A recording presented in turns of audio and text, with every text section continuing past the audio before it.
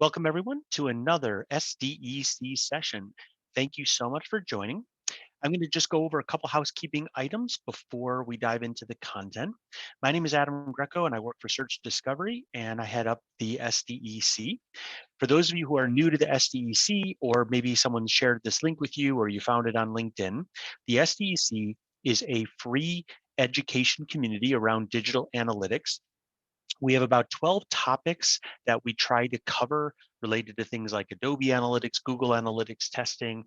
Today's topic is in our area that's talking about tag management and data layers. And we generally present something once a week. So if you're not a member of the SDEC, I'm going to be putting a link in the chat in which you can join. The benefits of joining the SDEC is that you actually will be added to our list so that you can tell us which topics you're interested in, and you can get email invites to all of the meetings, so you can basically know when they're coming, and you can choose which ones you want to and don't want to come to by just accepting or declining that calendar invite. During today's session, if you have any technical problems or questions about the SDEC, feel free to ping me on the chat in Zoom. If you have questions for Hussain, then you can use the Zoom Q&A and he will get to those questions at the end of his content. So thank you again so much for joining. Happy New Year for those of you who this is your first session. And Hussain, I will hand it off to you. Awesome. Thank you, Adam. Great to be here. Thank you guys for jumping on. My name is Hussain. Today I wanted to talk about event-driven analytics. So it's something that is pretty common in general, kind of web logging and other systems, but it's becoming really popular in web digital analytics as well. So I just want to kind of talk through some of the learnings I've had from that experience and kind of run through that. Perfect. And just kind of getting started with that, our goal during this particular conversation is to cover a few different ideas. One of them is events, how events are structured. It is very kind of surprising that almost all systems have a similar structure for how they organize their events. Some ideas around how to collect events in a more opinionated fashion, and how to kind of do some more raw work with that event, and how to get some value out of those events over the long run. I've skipped a few ideas given we have a bit of a time constraint, but always happy to chat about them as well. Awesome. Cool. So this is for those of you who probably have seen this around, is a log request. So this is typically when someone is kind of scanning your website, Spider, or the Google bot, you'd get some of this sorts of hits, right? And this is also typically what would happen, if a server is responding to a certain request from the browser. So you have your IP address, some information about the request itself, along with the data that is being pulled in, what the browser is, what resource is being restricted, and all of these things. So this log is effectively one of the initial precursors of what an event used to be. And this has been something that we've since then seen evolve into all the different analytics platforms. So you can think of the platforms that we have right now, things like Google Analytics, all as very, very souped up log analysis systems. They've been specialized to understanding this data, and then they have other ways of collecting other logs as well. So I come from the world of Google Analytics, so I've done like a lot of work there. For those of you that are familiar with Google Analytics, this is what a typical log request or a hit request to Google Analytics would look like. At the top, you can see sort of different parameters that request might have, and then this is more of a readable version below it. What we're going to talk about is that in effectively this itself is also an event, and the data that we're collecting through this is basically like the foundation stone of all the different types of events that we might end up collecting in the later phases as well. Great. So this is how it is organized. So if you notice the structure right now, there is some properties that are attributes that tell us about what that action is. There's an user identifier which tells us who is doing that action, and then we have hit type page view, which is really our name of the event in some ways. So this is a structure that we're going to come back to later. Right now, just remember that we have this structure around for us. Cool. And then if we look at our events, the reason we have events, or the reason sort of the events became important, is that really the reason we need events is that events are a very standard, simple structure for organizing data. They have, because of their simple structure, they can be adaptable and used for a lot of different use cases. So you could have them be used for not only you know page views or websites, mobile apps, but also other systems as well. So making sure that you have a way to name and organize that data is very important, because in the long run, what you really want to do is have a general purpose system that works across the board. Cool. So what is really an event, right? This is sort of my definition of what an event is. It is effectively, an observation about something happening. Uh, and when I say an observation about something rather than like the action itself, is this is because in most cases, the way we instrument tracking, we are really observing uh, you know the reaction of someone doing something, right? You're not directly seeing what they're doing, you're just basically seeing uh, you know uh, um, um, an observable point of what they might have done. So it is a very distinct activity. It typically has, for our purposes, at least some sort of a user identifier. That could be an anonymous ID in case of web systems, or it could be their email address, or internal user ID. And typically, it's a snapshot in time, so it is a very discrete activity at one point in time during that process. Uh, so typically, if you're trying to understand a certain series of actions, one of them might be uh, one event, and then a following event for a follow-on action. Cool. So yeah, from kind of following on from that, this is how we would kind of break down an event from my perspective. So the primary thing that you would have an event is an action, which is the type of activity that you're trying to track. Uh, Along with an action, you typically need some sort of a context about that action, because of course otherwise you might have too many actions and no way to organize them. So typically properties are the context related to that action, and along with those properties you get like a structure like this, right? So you have an action which is being performed by a user, or we are kind of tracking that they're performing it, and then below that we have some properties about what action might be done. So as an example, if you have an order completed event, this might be the context that you might use uh, with that event. And if you look at this right now, this should probably start to click for you guys. In any analytics platform or reporting platform that you're used to, these are different metrics and dimensions that you are used to in terms of slicing and dicing a particular action. So you might have an purchase event, or you might have a report that tracks transactions, and in that transaction you would then have data about what was being done. And if you would notice, it's not necessary that all the actions or context is either a string or a numeric value, but it can also be things like a collection of lists, right? So you have product IDs or product names where in one order you could have multiple of them as well. So what I would really like you to think about is just the structure of an event and some data about that event and how that might translate into the reporting that you're currently used to. If we really think about that, pretty much everything that we have right now can be structured as an event and some properties about those events. Cool. And then of course, no action or property is complete without someone performing them.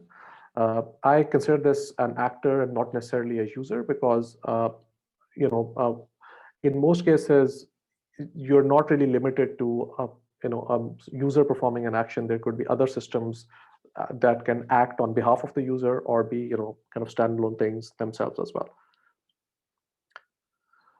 Cool. So here are a few different types of actors that I've seen in the day-to-day work that we tend to do. So you have your typical kind of user, but you also have things like organizations, teams, or accounts, which could be a group of users that you're trying to understand together. So, for example, in a B2B context, you might be trying to sell to an organization, and there might be certain events that that organization does that you're trying to track at a at an aggregate level. In this case, it's very easy to think that you could have a user, but also have another property for the name of the organization or the ID of that organization that you might use to then summarize the data or look at the report. Uh, Similarly, of course, we're all familiar with an anonymous user, which could be uh, the client ID that Google Analytics might generate, or other platforms might generate to keep track of the users before they've logged in.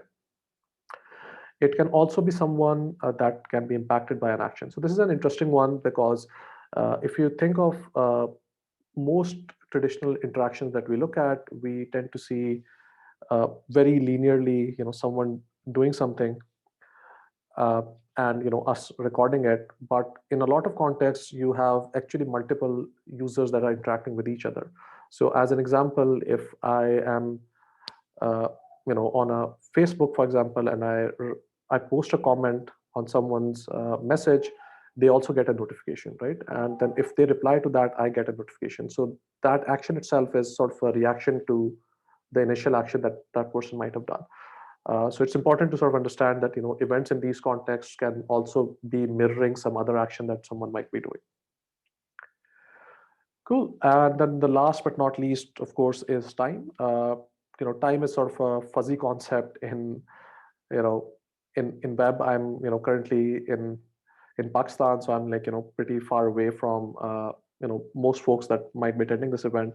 Uh, but like if I were to do an action, the time zone it might be recorded in would depend on the server, where that message is received, and not necessarily my time zone. Uh, and similarly for other folks as well. So there's context to understanding how time impacts every action that is being done, and where it is being recorded. So you will always notice that everything that a machine does, even if it does not show you, has some concept of time. So it is in the background tracking or remembering your time. uh, Different systems have different values of that same time, so it can be out of sync or it might be hard to track as well. uh, and it's really hard to kind of reorganize the data once it's sort of logged with a certain timestamp. So it's important to remember having some way of keeping track of time itself as part of that actual event and their properties. Cool. So this is sort of one of my favorite exercises. Uh, so I think each of us could think of life as a series of events. And I don't mean it to be like a very philosophical question, to be honest, but I think everything that we do tends to lead to something else that follows, and you can kind of map that out as a journey of different events, and then you can also think about that as an exercise of what context might be relevant for that event, to for you to be maybe able to look at it in a later part of the analysis, right? So as an example, when I originally did this presentation, I was invited to speak at a certain event. So this might be a journey of events that I might look at, right? So I might start with the first event being invited by organizer, applying for a visa, It's been a while since I did that. With I'm sure as with like everyone on the 2020 side of things, and then booked a flight, boarded a flight, did all of these actions to arrive at the event, and finally kind of speaking at the conference, right? So you have a journey that you can map out as a series of events. Uh, but of course, this is not the only journey. If you look at it from the perspective of someone that is organizing the conference, that journey might look something like this, right? So you have some events that are being mirrored. So you have like invited speaker, received reply, received confirmation, maybe picked by the shuttle, arrived at the conference, and spoke at the conference, right? So you have certain things that are mirroring what I might be doing. On the other side, there might be certain things that are, completely unique to uh, the the organizer of that event. And if you follow it on from that, there's actually a third journey in this as well. There actually could be multiple journeys here, but like let's look at a third journey here, which would might be for someone like the Emirates and their flight system and what they might see internally, right? So they would have me as a potential customer visiting and viewing the flight, booking the flight, boarding the flight, and completing the flight, right? And hopefully they have some identifier that they can use to tie my viewing of the flight and booking it all the way to completing it. But if they were to know more about my journey post that complete point, that might be odd. But this initial squirt in the middle is probably pretty useful for them. Cool. So typically, I think if you just look at that example, one of the things that should be really best practice is to always try to map the events to the journey of the user. This could be the funnel, but in most cases, our funnels these days are fairly fluid. So it should journey be thought of as more discrete things that a person might do along the journey, and mapping those out and having a very clear idea of what the context should be for each of those different events, right? And then if we to kind of follow that action, we can sort of rewrite this hit into a bunch of different information that that might be useful. So you have page views, you have some information about that page, their location, title. Then you have a bunch of data that is mostly related to the machine or where that information is coming from, and some IDs about where that data should go, right? So this is all context, this is machine related information, and then this is sort of like how the data gets collected. But at the end of the day, these are all properties that you can store and log within your systems. Cool. And then yeah, if you were to kind of reorganize this, you can then look at the structure. Then you have an actor, which is the cookie ID, client ID of that user, and then you have a timestamp, which is when this event happens. And all of these kind of combined together is effectively what an event is, right? Here's sort of my kind of usual disclaimer again about observation about actions and not the action itself. So most events are not really the action directly. So I think we need to be mindful of remembering the fact that we are really only capturing maybe a slice of that information that we have context about, right? Otherwise it is unlikely that we would be able to do much in this context, because we are prone to missing a lot of information about the context itself. Cool. So this is typically some things that I think are very useful to remember about collecting events. You should always think about events as having at least these four things. So a timestamp, which tells you when that event was done, who did that event, which could be any sort of an identifier that you could tie to other systems, some metadata about where that event was done, IP address, browser, so forth. This is actually very useful context in debugging the event, and then like thinking about the properties to segment and properties to enrich with as well. So which are probably kind of the last kind of pieces that are really useful and change with each type of event that you would collect. Cool. So this is some example of some improvements to events that you can typically make. A journey, the idea is that with an event, you're trying to find the right level of detail between between having information about about the action, along with some way to have it be available to look at in aggregate, but also be able to segment. So having two events which are form submitted contact and form submitted demo would make it very difficult to really easily combine them, versus if you had something like a form submitted and a form name which could be demo or contact, that would be more useful.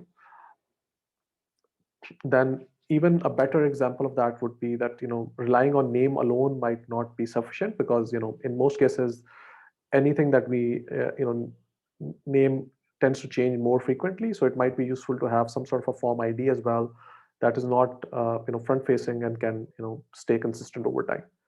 So as an example, you might redesign a website and you might have the same form ID but with a different name somewhere as well. And this sort of structure helps make sure that we ensure we can keep that consistent. Cool. And then in terms of naming things, so I'm now getting into more of the opinionated section of of the talk. So all of these are things that you may or may not agree with, but I think it's just useful to have at least one opinion about it. Uh, and this is sort of my opinion on that approach, that typically you should have one structure that you name everything in, which is either you have object plus action, so or you have action plus object. So for example, order purchased or purchase order, right? But you ideally want to keep things consistent, and because events have already observations about things that have been done, you should generally keep it in past tense. uh, you know uh, but yeah, that might be me being more pedantic than needed. And then in terms of the structure, the main thing to I prefer to use is the object plus action model, because, for example, most platforms sort things by the alphabetical order, right? So everything related to order would be organized together if it was object plus order, versus like the reverse of that, where purchased and refunded might be two different things. So you could have like a refunded order event that is further down than purchased order, versus like if we were to name object plus action, you would have order purchased, order refunded, all in the one all kind of close together. Cool. And then generally it is useful to kind of document things as well. So this is sort of the structure that I use when kind of documenting my events, where typically I have the event name, then I have the property name. I generally have the values of those properties, some expected values, and then a description and a type for that data set. This is really helpful, because if you're working with developers and other folks, uh, they might have a easier time kind of keeping track of what is needed and where this way. And the other thing that it helps with is that you generally want to use the same name of the properties across the board, rather than trying to change things too much. So for example, if I'm using CTA text in other events as well, I would prefer to use the same thing, so that anyone who's read this description can relate it to the other properties as well, right? So if we were to talk about app plus web in this case, you look at the structure. uh, you know Here they have different events, and for each of these events they've defined certain parameters. So parameters, of course, are exactly what we'd consider properties, and you can see different properties that are named here based off of that. And for each of those properties we have different actions that we can track. They're also, if you notice, they're using underscores here for the name. uh, but and it's just like useful to just have that naming convention down in terms of like how you'd want to organize it. Cool. So at this point, you're probably either in one of the two camps, right? One is, I'm already using something where there's probably no need for events, or maybe or the other camp is you're already convinced, and you've sort of started kind of planning your next events, right? So typically I think my major kind of point is that whatever platform you're using, it is great. You should continue to use that platform, but the thing to remember about that is that behind the scenes they're likely using some variant of an event based structure. So it is better to have more understanding of it, and start to think of that the data being collected in that structure, so that it's uh, much more convenient to actually map it to what data you're getting and where it's available. The other thing which I tend to think about is that all the tools that we use are making some decisions for you. So they are, dictating the choices that they make, and some of them, are, benevolent, and they're, more useful and helpful with the choices they're making. But at the end of the day, you're at the mercy of the data structures that these tools are generating. So it is generally useful to have more understanding of that data, and then maybe build your data structure in a way that it is not completely dependent on the choices that these platforms make. So this is why I'm a big fan of events. You tend to have multiple systems that speak the same language. Even if you go beyond sort of the web analytics sphere and look at webhooks and other systems, they tend to use they tend to send data in a similar structure that could be really easily mapped to events. And then the other benefit, of course, is that with events you have a very initial starting point, and you can always kind of aggregate it up to more detail, but you can't aggregate down. So it's always useful to think of event as the most kind of initial step or action that you'd want to kind of measure, right? And then build up from that in terms of if it's a journey or like part of that journey that you'd want to kind of track together. uh, and then lastly, like I think in most cases, anything that is sort of user behavior based is either you collect it or it's gone. So you should remember to plan it out, and have it structured in a way that it is being collected correctly from the start. Cool. So typically, there's a bunch of different systems that can get you raw data, and then that raw data can come from different platforms. So you have CRM, ad platforms, and all these other systems. You have, of course, your website and mobile apps.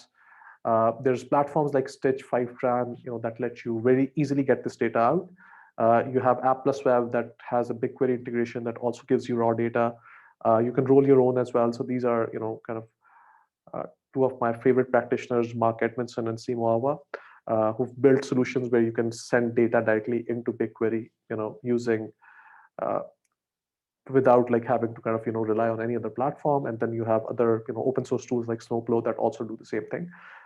So you have actually a lot of options for getting raw data, from all these different systems based off a common structure, as long as you can figure out some use cases for it. Cool. So this is, for example, a raw data structure that we've tended to use to collect data. In this case, we're basically getting server-side data for purchases, and we are logging that from the backend. And then you can notice like a timestamp here, and then we have some data from the front end as well. And what we end up doing at the end is we combine those two things together. So if you notice, like those two data sets are very similar because they also all have properties and events. And you have a lot of this context that you can extract as needed for your use case, right? So this is how you typically sort of manage the data. All of these platforms actually are primarily based on like event-based models. So you have App Plus Web, things like Amplitude, Mixpanel, and really behind the scenes, Google Analytics and Adobe, etc., also do the same thing. And the other side of this is that you have platforms like DBT and Airflow that let you maybe more easily structure this data once you get into a data warehouse, for example. Cool. And then this is a structure which I tend to use where you can actually model your data step by step. And this is a way to kind of generate your reporting in some ways using DBT as well. Cool. And then once you've sort of done all of that, you get like a flat table structure where you effectively have a report that you can use. All right. Awesome. And then one last thing here is remembering context. So for example, with events, everything, as I mentioned, is very discrete and only a snapshot in time, but there are certain things that might be useful as context in the long run. So typically this is handled by having user properties. My recommendation for user properties is that you should still pass them as events as well, so that there's a snapshot of what the value of that property was at that time. And then you can also set properties in different contexts as attributes as well. So these user attributes or user properties are then stored one level up, where it's associated with that entire profile. But at the same time, at any given event, you can see what that value was at that time as well. So combining the two is actually really useful, from that data structure, right? So these are certain ways you journey kind of count the data. I think I'm mostly sort of out of time, so I'm going to skip through a few of these sections. uh, but effectively, the idea is really that once you kind of collect this information, uh, there's a bunch of different ways that you can aggregate and organize it. All right, and then the most common identifier, this is journey and email address, because that's journey available everywhere. You should generally use hashed version of it for privacy reasons, but that is typically what comes in handy in most scenarios. Cool. And I think we've just kind of ran out of time. So the last kind of learning that I would have before I kind of end this is, remember from events that event data has always been around us, and then we should sort of remember it from where it's come from.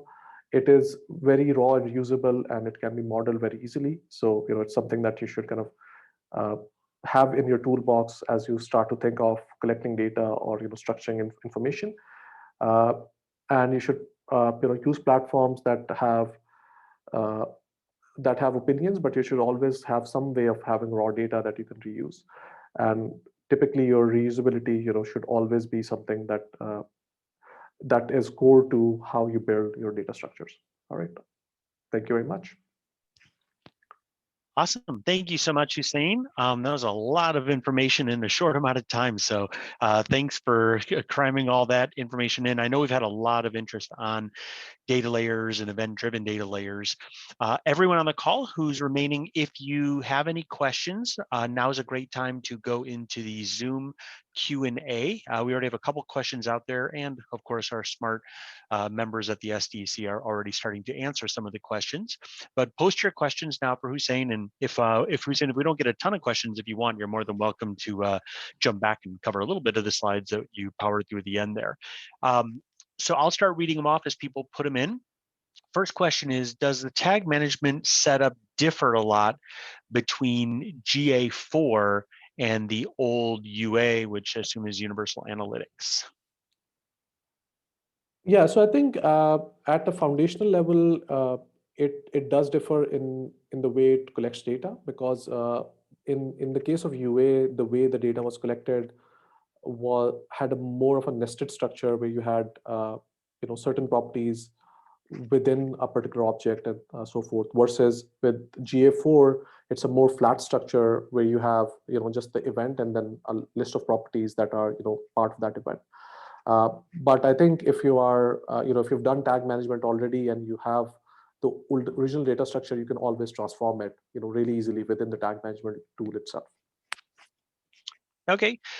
Next question is, what do you use as a good use case to either convince your organization, or maybe if you're a consultant, your client, to migrate to an event-driven data layer? Yeah, so I think the main reason for migrating to an event-driven data layer is to think about more of like a long-term future, future-proof use case, right? So in most cases, whenever you would start with a single platform, they're going to give you a standard schema that is only, very narrowly focused on what they need right now.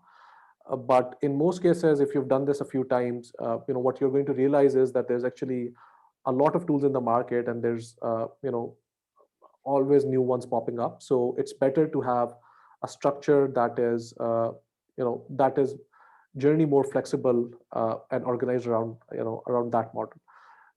So my recommendation for like thinking about the event-driven data model is to not think of all the states that you need, but more in terms of what might be initial actions that would be commonly useful across a bunch of platforms. And I think if you have certain cases that are more than that are needed more than once or twice, then event-driven starts to make more sense, because you can have a common system where you have a single event that can drive a lot of actions together versus like just one. Okay, next question. If using an event-driven strategy and page view is an event, Should the S.T page view tag not be used in an Adobe Analytics setup?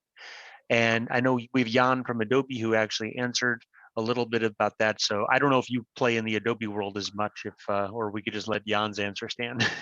Yeah, I think we can definitely let Jan's answer stand, or I think you're the authority as well. So Yeah, and Jan had said you could use an S.TL exclusively or set some custom event on page views, but that might be overkill. So yeah, so just check out Jan's answer in the chat there. And of course, you could always ping Jan in the Slack group if you have any other questions. Next question might also be a Jan question. Is the EDDL and Adobe Alloy compatible? And we are actually going to be doing a session in the next couple of weeks on the Adobe XDM schema, which is kind of where Adobe's moving towards with Alloy and moving towards their kind of like defined schemas for analytics. So Zoe, that will be coming up in the next couple of weeks. If there's other things that you'd like to see, just email me at sdec@searchdiscovery.com and we'll see if we can cram it into that session. But Alloy definitely is compatible with it. Basically, the point is Adobe's trying to get everyone over to the EDDL. Next question. What is the biggest mistake to avoid when modeling data? ooh. So I think it depends on my kind of experience is that I started in the more traditional kind of database world where joins were very expensive. So I used to drop a lot of columns early on in the process, which made it really hard to trace back my kind of modeling or kind of debug things. So I think like if you start directly in the data warehouse world, you should not really worry about uh, you should really generally not worry about joins of like multiple columns, and you should always have some way of going back to an individual row in your analysis. So I come mostly from like being able to kind of quickly debug as a common mistake that I've kind of said kind of banged my head on a few times. Okay, next question. When you mention the most common identifiers are email address and journeys, what do you mean by journey? Someone had joined a little bit late and they may have missed a little bit of the information. Totally. Yep. So email address is typically a common identifier that is actually supported by a lot of different platforms. So when I mean a journey, it's journey a customer journey, which is starts from someone maybe starting as an anonymous user, becoming, let's say, subscriber of your newsletter, eventually becoming a customer, and all like most of these systems, for example, your newsletter system and your order management system are typically going to have their email address, so it could be a common identifier. Okay, so I think that's it. Any last questions to post now? Otherwise, I think we are there. Is there anything else, Hussein, that you didn't get a chance to chat about? We've got a couple minutes left. Yep, certainly. So I think, generally speaking, one of the things that I kind of glided over is, when you're planning your kind of, data-driven kind of event structure, you should think about systems that are not purely web-based as well. So there's actually a lot of other data that is also event-driven, right? So as an example, if you are an e-commerce site, you might have an order management system where post like someone paying for the order, there could be events around shipping, fulfillment, return of that order, which are all actually event-driven, and is useful context in your kind of customer journey as well. Okay, awesome. Okay, well, thank you so much, everyone, for joining. As always, this session is being recorded, so if there's anything you missed or you want to check out later, it will be posted later today in the SDEC Slack group.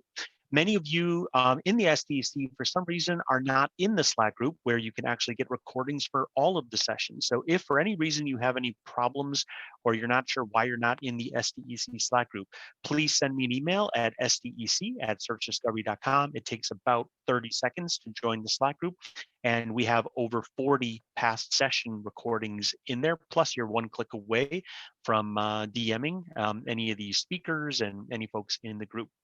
So with that, Hussein, thank you so much for joining and presenting. Thank you, Adam. Have a good one. Take care. Okay, bye everyone. Cheers. Bye.